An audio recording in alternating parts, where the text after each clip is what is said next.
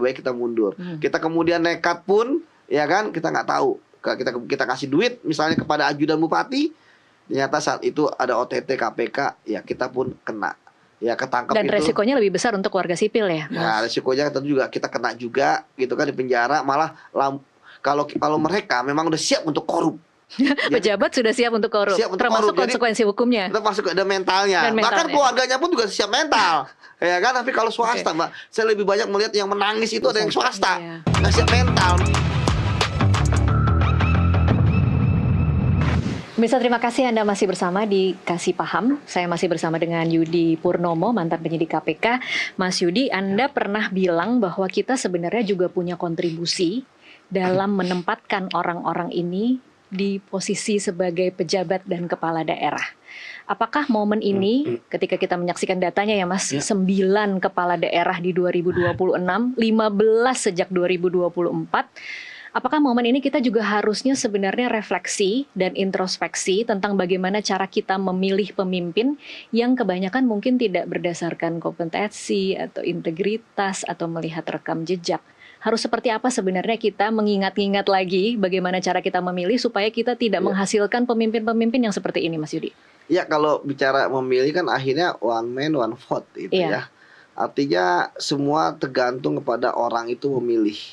Dan kemudian kan ini sudah ada seleksi ya dari partai, sehingga yang disajikan oleh partai ya masyarakat tinggal memilih.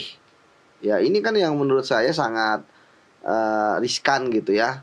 Atau tidak ada pilihan? Nggak ada pilihan, akhirnya yang penting pilih. Kemudian tadi pilihannya pun juga ternyata si malakama, ya kan, kayak makan buah si malakama. Kalau pilih yang ini nanti korup, yang itu juga korup gitu kan. Nah, kemudian juga bicara gagasan, ide dan sebagainya, akhirnya nggak ke situ. Oke, Orang akhirnya money politik yang paling banyak. Iya, itu mungkin karena kondisi masyarakat kita kali ya, Mas Itu Yudi. masih. Tapi kalau mau memberi semangat atau memberi pelajaran kepada masyarakat bahwa untuk berikutnya pemimpin seperti apa yang harus kita pilih agar kemudian tidak menghasilkan produk-produk yang korup seperti ini, bisa tidak diprediksi orang-orang mana yang kira-kira akan korup dan orang-orang mana yang kira-kira kita bisa pegang nih, mereka selama menjabat akan bersih.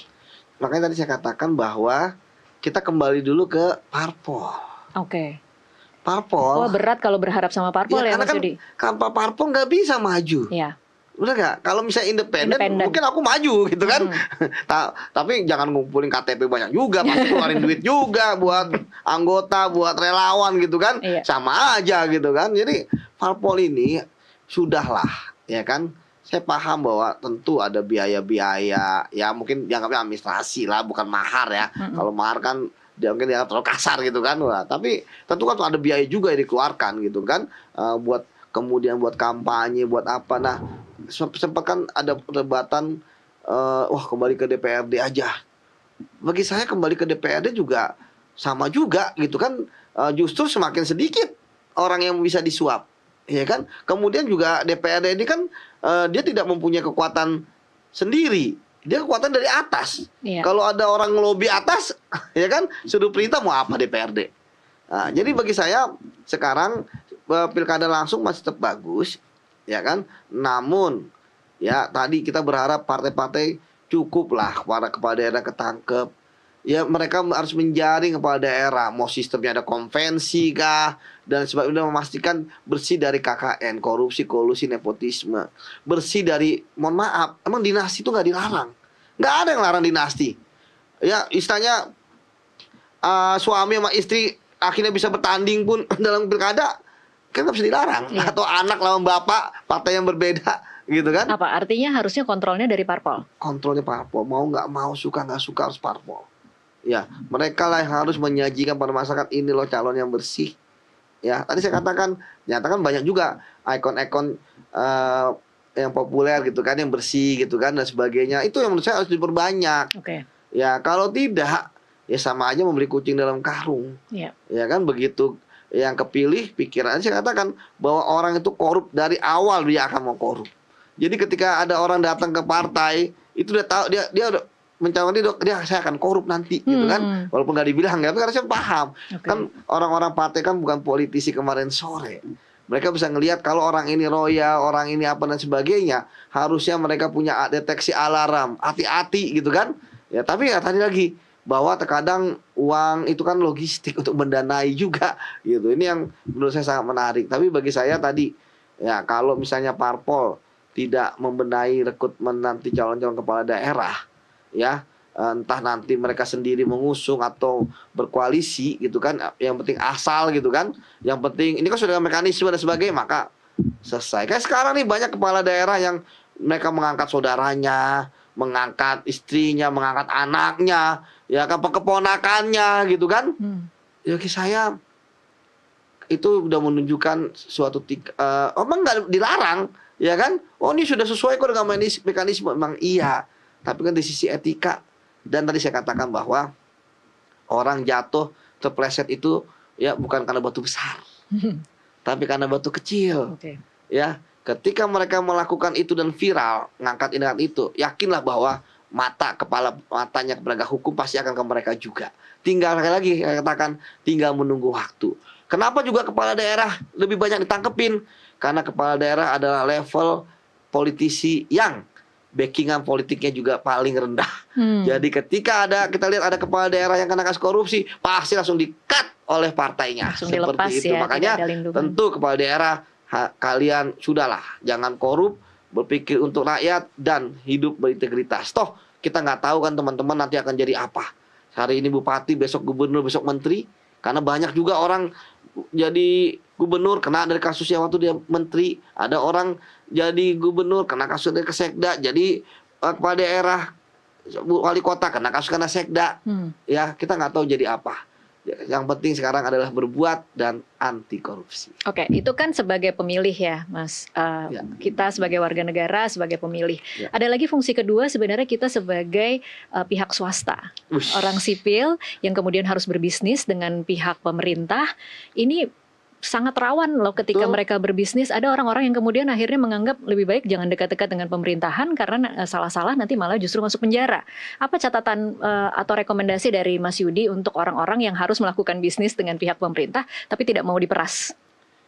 Ya, susah ya. Jangan ngasih duit. Tapi kalau nggak ngasih duit nanti nggak dapat proyek ya. Kalau dapat proyek udah cari kerja yang lain. Rezeki kan udah ada takarannya, nggak ketukar.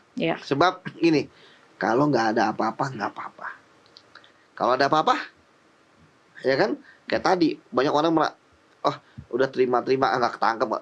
Memang ada orang yang sampai pensiun, sampai meninggal nggak ketahuan korupsinya, ya kan? Tapi ada juga orang yang ketahuan. Nah kita nggak tahu kapan kita akan ketahuan. Jadi daripada kita kemudian ketahuan, ya saya berharap teman-teman kalau emang dilihat pengadaannya emang kotor gitu kan, udah rekayasa, harus menyuap gitu kan, lebih baik mundur saja. Ya kalau berani laporin, tapi kalau tidak ya udah mundur. Keselamatan kan kayak tadi banyak orang yang kemudian akhirnya menyesal. Memang menyesal itu di akhir. Kalau di awal pendaftaran. Kan?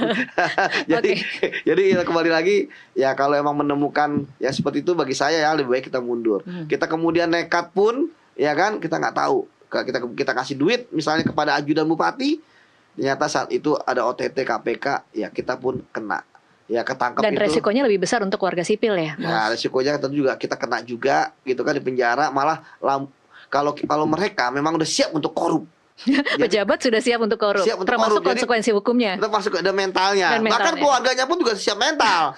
Ya kan, tapi kalau swasta Mbak, saya lebih banyak melihat yang menangis itu ada yang swasta. Nggak siap mental, menganggap itu ya itu kan demi ini juga. Keluarganya pun nggak siap juga. Karena tahu bapaknya pengusaha. Karena tahu bapaknya adalah orang sipil gitu kan. Ya, tapi justru kepala daerah ataupun koruptor ya pejabat.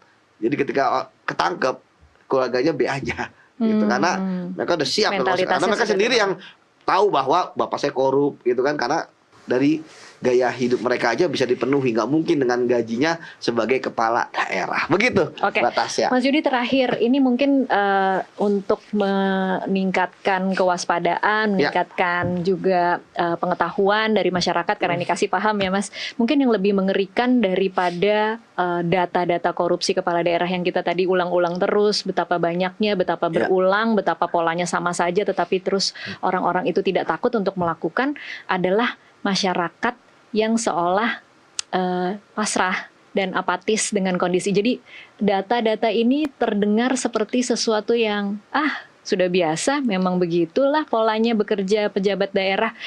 Apa yang kemudian mungkin Mas Yudi bisa katakan kepada masyarakat untuk kemudian kita tarik lagi nih garis normalnya di mana bahwa ini tuh tidak normal, bahwa 9 kepala daerah dalam waktu 6 bulan itu tidak biasa, dan jangan kemudian diterima sebagai sesuatu yang biasa. Ya, saya pikir peran masyarakat kan adalah tadi menginginkan daerahnya maju. Nah, sekarang ketika kemudian bupatinya dan korup dan sebagainya, ya tentu yang bisa lakukan masyarakat tentang kendalinya adalah melaporkan. Tapi pun yang melaporkan juga nggak banyak, pasti orang-orang yang selama ini berkiprah ya, ada LSM ataupun aktivis seperti itu. Karena memang masyarakat sekali lagi kita kan ada di rantai paling ujung gitu kan, dari kehidupan sistem bernegara gitu. Padahal katanya Vox Populi, Vox Dei gitu kan, tapi ternyata hanya 5 tahun suara kita dibutuhkan. Setelah itu ya mereka akan korupsi sebanyak-banyaknya. Saya pikir sekarang yang sangat penting kan pencerdasan masyarakat. Apalagi sekarang kualitas hidup masyarakat juga sangat bagus, pendidikan juga sudah semakin naik, banyak handphone gitu, ada komunikasi, kita juga bisa real time update informasi ya. Seharusnya sistem pelaporannya malah lebih banyak ya channelnya. Lebih banyak channelnya. Jadi menurut saya ya salah satu cara masyarakat adalah menghukum. Kalaupun nggak ketahuan, tapi ternyata jadi gini, ketika pembangunan nggak jalan pasti ada sesuatu di situ. Kalaupun nggak ketangkep, kemudian ya masyarakat harus menghukum di pilkada berikutnya dengan tidak memilihnya. Oke, baik. Terima kasih Mas Yudi untuk waktunya bersama kami di Kasih Paham. Dan pemirsa, korupsi adalah tanggung jawab bersama untuk dilawan. Integritas pemimpin berawal dari integritas warganya. Jangan beri ruang untuk praktek suap dan jangan takut untuk melapor ketika menemukan penyimpangan. Karena setiap rupiah yang hilang karena korupsi sesungguhnya adalah hak kita semua. Sampai jumpa di Kasih Paham berikutnya.